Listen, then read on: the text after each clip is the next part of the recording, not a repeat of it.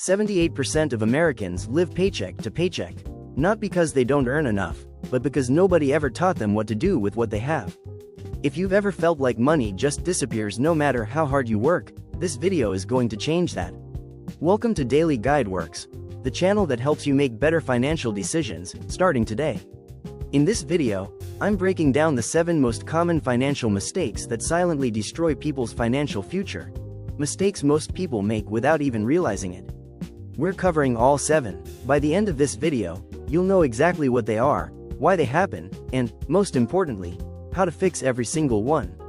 Let's get into it. Mistake number 1, and it is the foundation that everything else rests on: not having an emergency fund. An emergency fund is simply money set aside, in a separate account, that you only touch when something genuinely unexpected happens. A medical bill, a car repair, a sudden job loss. The rule of thumb is 3 to 6 months of your essential living expenses. So if your rent, food, utilities, and transport cost $3,000 a month, your emergency fund target is somewhere between $9,000 and $18,000. Now here's why most people skip it. It feels unnecessary. Nothing bad is happening right now. So why tie up thousands of dollars sitting in an account doing nothing? That thinking is exactly what gets people into trouble. Because life doesn't warn you. Your car doesn't schedule its breakdown. The hospital doesn't give you notice. And when that moment hits, and it will hit, the people with no emergency fund do one of 2 things. They go into credit card debt, or they drain their investments at the worst possible time. Both of those options cost you far more than the emergency itself. The fix? Start small. If you can't build a full emergency fund today, start with a $1,000 baby emergency fund. Open a separate high-yield savings account, completely separate from your checking account, and automate a transfer the day your paycheck lands. Even $50 a week gets you to $1,000 in 5 months. Small, consistent action beats zero action every single time. Mistake number 2 is sneaky. Because it feels like a reward, but it's actually a trap. Lifestyle inflation. Here's how it plays out. You're earning $50,000 a year. You get a promotion. Suddenly you're making $70,000, a $20,000 raise. That's incredible. You worked hard for it. But within 12 months, something strange happens. You don't feel richer. Where did the extra money go? The answer is lifestyle inflation. With more income came a nicer apartment, a newer car, more restaurant meals, a few extra subscriptions, better clothes, bigger holidays. Every single one of those upgrades felt reasonable in the moment. But collectively, they consumed the entire raise, and sometimes more. This is why you see people earning $80,000, $100,000, even $150,000 a year and still living paycheck to paycheck. Their expenses rose to meet their income. Every single time. The antidote is a simple rule called pay yourself first. The moment your income increases, before you change a single lifestyle expense, redirect at least 50% of that increase directly into savings or investments. Automate it, make it invisible. You'll adapt your lifestyle to whatever remains, and you'll build wealth at the same time. Give yourself some of the upgrade, just not all of it. Mistake number 3, and the credit card companies are counting on you to make this one. Only paying the minimum on your credit card. Let's run the numbers, because this is one of those cases where the maths tells a story more powerful than any opinion. You have a $5,000 credit card balance at 20% APR, which is roughly the average in the United States right now. Your minimum payment is around $100 a month. If you only pay that minimum, it will take you over 9 years to pay off that $5,000 balance. And by the time you're done, you will have paid more than $7,000 in interest alone, on top of the $5,000 you originally borrowed. A $5,000 purchase ends up costing you over $12,000. Because of a minimum payment. Now here's what changes if you pay $250 a month instead.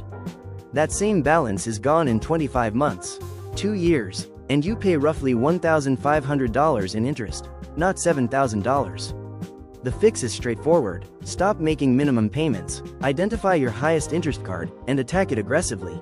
Every extra dollar you throw at that balance saves you multiple dollars in future interest.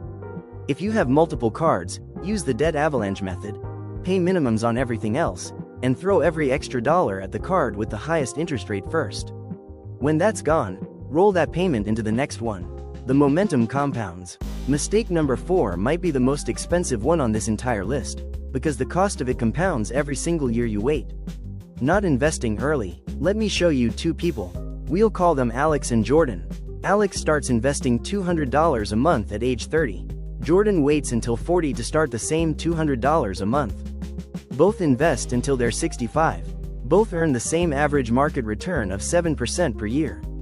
Alex ends up with approximately $525,000. Jordan ends up with approximately $243,000. Same monthly contribution, same return. A 10-year head start for Alex results in a $282,000 difference. That is the power of compound interest, and it is ruthlessly loyal to time over everything else. The money you invest today doesn't just grow, it grows on its growth. And that process needs time to do its work. Here's the thing most people get wrong. They wait until they feel ready to invest. Until the debt is fully gone, until the salary is higher, until they understand the markets perfectly. That readiness never comes. Start with whatever you have. Even $50 a month in a simple index fund is dramatically better than $0. Open a Roth IRA or a brokerage account today. Invest in a low-cost S&P 500 index fund and leave it alone. Let time do the heavy lifting. The best day to start was yesterday. The second best day is today. Mistake number 5, and this one is psychological, which makes it one of the hardest to defeat. Impulse spending. Here's what's happening in your brain when you see a sale, a limited time offer, or an item in your social media feed. Your brain releases a small hit of dopamine, the same chemical involved in pleasure and reward. That feeling of "I want this" is chemically identical to dozens of other cravings your brain experiences.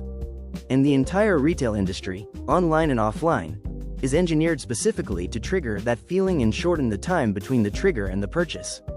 Countdown timers. Only 3 left in stock. Flash sales. Free shipping if you spend just a little more. Every single one of those tactics is designed to bypass your rational decision-making and get you to buy before the dopamine fades.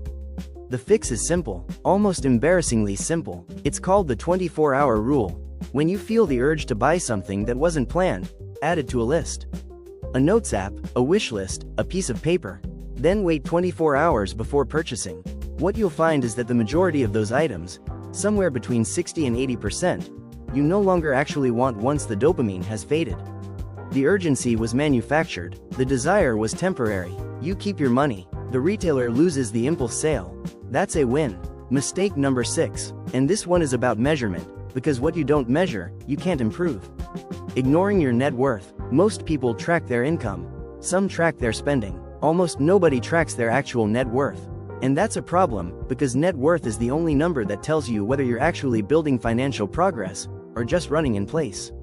Net worth is simple. Everything you own, minus everything you owe. Assets. Your savings accounts, investments, the value of your car, any property you own. Liabilities. Your mortgage balance, car loan, student debt, credit card balances, personal loans. Assets minus liabilities equals net worth. Someone earning $40,000 a year who has no debt, $15,000 in savings, and $10,000 in investments has a net worth of $25,000. That is genuinely more financially healthy than someone earning $100,000 with a $60,000 car loan, $30,000 in credit card debt, and $0 invested. Their net worth might actually be negative. Income is not wealth. Net worth is wealth. Start tracking your net worth monthly. You don't need complex software. A basic spreadsheet with 2 columns works perfectly. List your assets, list your liabilities, subtract. Watch that number over 6 to 12 months. Even small improvements become motivating. Watching your net worth grow by $500, then $1,000, then $5,000. That is the scoreboard that actually matters. Mistake number 7, and in some ways, it's the one that unlocks all the others. Having no clear financial goals. Here's why this matters. When you have no target, every financial decision is ambiguous. Should you spend $800 on a weekend trip? Should you put that money towards savings? You don't know, because you have no reference point to measure it against. Goals create that reference point, and they need to be specific. Vague goals like, "I want to save more money," or "I want to be better with finances," don't work. What works is the SMART framework. Specific, "I want to save $5,000 for an emergency fund." Measurable, "I'll save $400 a month for 12.5 months. Achievable, based on your current income and expenses, is this realistic? Relevant. Does this goal actually matter to your life situation right now? Time bound. I will have this done by December 31st. Let me give you 2 examples that work. A 1-year financial goal. By December of this year, I will have $5,000 in a high-yield savings account as my emergency fund, by saving $420 per month. A 5-year financial goal. By 2029, I will have $25,000 invested in a Roth IRA and be completely free of credit card debt. Specific, timed, measurable. Those are goals your brain can actually work toward. Write your goals down, on paper, not just in your head. People who write their goals down are 42% more likely to achieve them. Revisit them monthly, adjust when needed, keep them visible. Financial goals don't restrict your life, they give it direction.